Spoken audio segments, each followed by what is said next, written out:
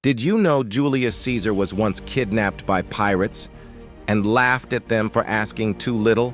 Most men, when faced with a blade to the throat, pray to the gods. They beg for mercy. They offer their fortunes just to see another sunrise. But Julius Caesar, he wasn't most men.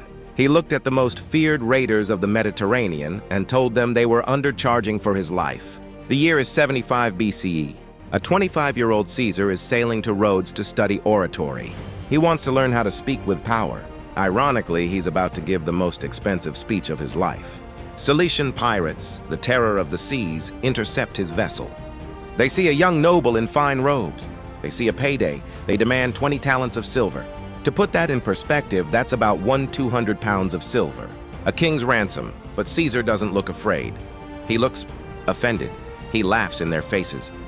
He tells them, if you knew who you had captured, you'd be asking for 50. Imagine the scene. The kidnappers are so baffled by his sheer audacity that they actually agree.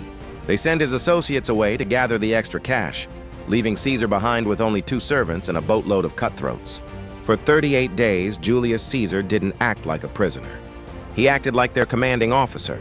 He wanted to sleep? He'd send a servant to tell the pirates to shut up and stop shouting.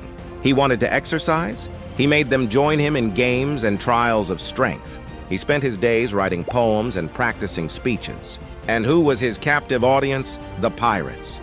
If they didn't appreciate his prose, he called them illiterate barbarians to their faces.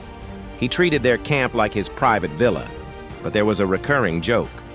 Every night over wine, Caesar would look the pirate captain in the eye and say, with a charming smile, "When I'm free, I'm going to hunt you down, and I'm going to crucify every single one of you." They roared with laughter. They thought he was a riot, a posh, delusional kid with a dark sense of humor. They should have been listening. The 50 talents arrived. Caesar was released at Miletus. Most people would have run. They would have gone home, hugged their families, and never looked at the ocean again. Not Caesar. The second his feet touched Roman soil, he didn't head for Rome. He headed for the harbor. Despite holding no official military rank, he used his influence to raise a private fleet.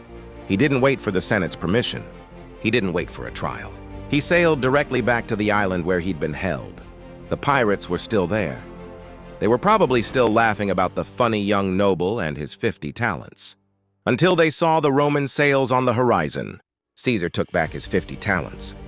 He took their treasure too, and then he fulfilled his promise. He had them all executed. History often paints Caesar as a conqueror of nations or a dictator of Rome. But this moment, years before he crossed the Rubicon, reveals the true man. Absolute confidence, unshakable authority. And a terrifying warning, never mistake a calm man's politeness for weakness. Some legends aren't born on battlefields. They're forged in moments no one takes seriously. If stories like this make history feel alive, stay close. There's much more waiting to be uncovered.